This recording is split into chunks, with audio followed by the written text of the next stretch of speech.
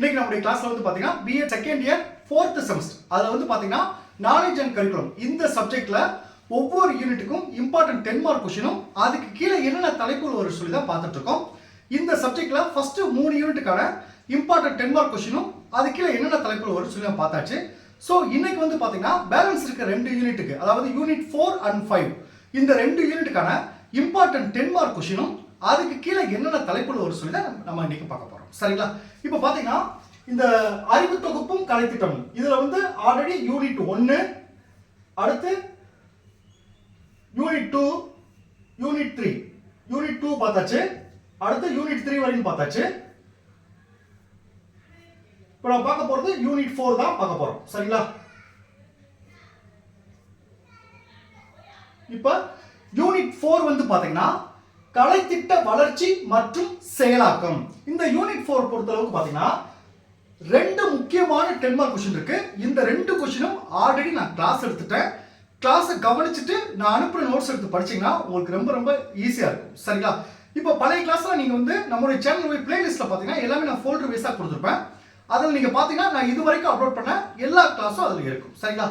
Okay, இப்போ இந்த 2 question என்ன கொஸ்டின் அப்படி பாத்தீங்கன்னா ஃபர்ஸ்ட் கொஸ்டின் பாருங்க. 1 கலைத்திட்ட அமலாக்க படிமங்கள், 2 கலைத்திட்டம் தயாரித்தலில் முன்மொழியப்பட்ட படிமங்கள். இந்த 2 இம்பார்ட்டன்ட் 10 மார்க் கொஸ்டின் இருக்கு. அதுல ஃபர்ஸ்ட் கொஸ்டின் பாருங்க, கலைத்திட்ட அமலாக்க படிமங்கள். அதுல ஃபர்ஸ்ட் பாயிண்ட் பாருங்க, ORC படிமம். இந்த ORC படிமத்துக்கு கீழே என்னென்ன தலைப்புகள் வரும் பாத்தீங்கன்னா பாருங்க, தொடர்பில்லாத அச்சங்கள், 2 தனிப்பட்ட அச்சங்கள், 3 பணி தொடர்பான அச்சங்கள், 4 தாக்கம் தொடர்பான அச்சங்கள். இந்த 4 பாயிண்ட் முதல் ஹெட்டிங் கீழ வரும். செகண்ட் ஹெட் பாத்தீங்கன்னா LOC படிமம். 2 தலைப்பு இருக்கு. அந்த முதல் தலைப்புக்கு கீழ மட்டும் 4 தலைப்புகள் வரும். சரிங்களா? அடுத்து பாருங்க, செகண்ட் क्वेश्चन பாருங்க, கலைத்திட்டம் தயாரித்தலில் முன்மொழியப்பட்ட படிமங்கள். இதுவும் நான் கிளாஸ் எடுத்துட்டேன். கிளாஸை கவனிச்சு படிச்சீங்கன்னா உங்களுக்கு ஈஸியா இருக்கும். ஃபர்ஸ்ட் क्वेश्चन பாருங்க, டைலரின் கலைத்திட்ட விசாரணை படிமம். 2 பாருங்க, ஹில்டா தாபாவின் அடிநிலை காரணகாரிய படிமம். 3 பாருங்க, செயிலர் மற்றும் அலெக்சாண்டரின் திட்டமிடும் செயல்முறை படிமம். இந்த 3 படிமம் இருக்கு. இப்போ வந்து நம்ம ஒவ்வொரு படிமத்துக்கு என்னென்ன தலைப்புல ஒரு சொல்லி பார்ப்போம். நான் இது வந்து நம்ம கிளாஸ் டைப்ல எல்லாத்துக்கும் நான் அனுப்பிச்சிட்டேன். இது நல்லா நோட் பண்ணி படிச்சுங்க, உங்களுக்கு எக்ஸாம் ரொம்ப உதவியா இருக்கும்.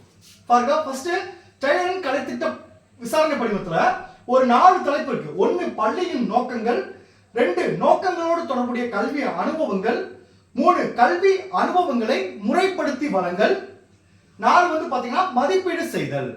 அடுத்து பாருங்க, செயிலர் மற்றும் அலெக்சாண்டரின் திட்டமிடும் செயல்முறை படிவம். இந்த 2வது படிவம் பாத்தீங்களா, இந்த ஹில்டா தாபா அடிநிலை காரணகாரிய படிவத்துக்கு இது பாயிண்ட் கிடையாது. நீங்க அந்த கிளாஸை கவனிச்சுட்டு நான் நோட்ஸ் வந்து உங்களுக்கு பாயிண்டா தான் அனுப்பிச்சிருப்பேன், உங்களுக்கு உதவியா இருக்கும். இப்போ வந்து தேர்டுக்கு வந்து பாத்தீங்கன்னா இந்த செயிலர் மற்றும் அலெக்சாண்டரின் திட்டமிடும் படிவம். இந்த டயகிராம் மட்டும் நல்லா பாத்துக்கோங்க. இந்த டயகிராமுக்கு தான் உங்களுக்கு பாயிண்ட் வைஸா கொடுத்திருப்பாங்க. சரிங்களா? அதாவது வெளிப்புற சக்திகள், அடுத்து கலைத்திட்ட அடிப்படைகள், இது 2 சேர்ந்து தான் இலக்குகளும் குறிக்கோளும் வரும். கலைத்திட்ட வடிவமைப்பு, கலைத்திட்ட செயலாக்கம், கலைத்திட்ட மதிப்பீடு. இந்த 2 இம்பார்ட்டன்ட் क्वेश्चन 10 மார்க் क्वेश्चन முக்கியமானது. அடுத்து லாஸ்ட் யூனிட் பாருங்க, கலைத்திட்ட மதிப்பீடும் மாற்றமும். இதுல வந்து பாத்தீங்கன்னா ஒரு 4 முக்கியமான 10 மார்க் क्वेश्चन இருக்கு. சரிங்களா? ஃபர்ஸ்ட் क्वेश्चन பாருங்க, கலைத்திட்ட மாற்றத்தினை ஏற்படுத்துவதற்கான படிமங்கள், 2 கலைத்திட்ட மதிப்பிடுதலுக்கான அணுகுமுறைகள், 3 மதிப்பீட்டு நிலைகள், 4 கலைத்திட்ட மதிப்பீட்டின் பரிணாமங்கள். இதுல வந்து பாத்தீங்கன்னா நான் ஒரு கேள்வி எக்ஸ்ட்ரா தான் கொடுத்துருப்பேன். ஏன்னா பாயிண்ட் மட்டும் படிச்சு வச்சுட்டோம்னா ஒருவேளை அந்த क्वेश्चन கேட்டாங்கன்னா அந்த பாயிண்ட் வச்சு எழுதுறதுக்கு உதவியா இருக்கும். இதுல வந்து பாத்தீங்கன்னா இந்த first question, second question, fourth question இந்த 3 क्वेश्चन ரொம்ப முக்கியம். எக்ஸ்ட்ரா வந்து ஒரு क्वेश्चन நான் கொடுத்துருப்பேன். சரிங்களா? இதுல ஃபர்ஸ்ட் क्वेश्चन கீழ என்ன தலைப்பு வரும் பாருங்க, கலைத்திட்ட மாற்றத்தினை ஏற்படுத்துவதற்கான படிமங்கள். அது என்னென்ன தலைப்பு வரும் பாத்தீங்கன்னா முதல்ல பாருங்க, செய்து காட்டல் படிமம், 2 தொடர் செயல் ஆய்வு முறை படிமம், 3 ஊக்க படிமம், 4 நிர்வாக படிமம், 5 அடிமட்ட நிலை மாறுதல் படிமம். இந்த 5 தலைப்பு வரும். சரிங்களா? செகண்ட் क्वेश्चन பாருங்க, கலைத்திட்ட மதிப்பிடுதலுக்கான அணுகுமுறைகள். இந்த क्वेश्चन ரொம்ப ரொம்ப முக்கியமானது. ஃபர்ஸ்ட் பாருங்க, வளரறி மற்றும் தொகுநிலை மதிப்பீட்டு அணுகுமுறை, 2 அறிவியல் மற்றும் மனிதநேய அணுகுமுறை. இதுக்கு கீழ அறிவியல் அணுகுமுறை, அறிவியல் முறை மற்றும் மனிதநேய அணுகுமுறை ஒரு ஒப்பீடு.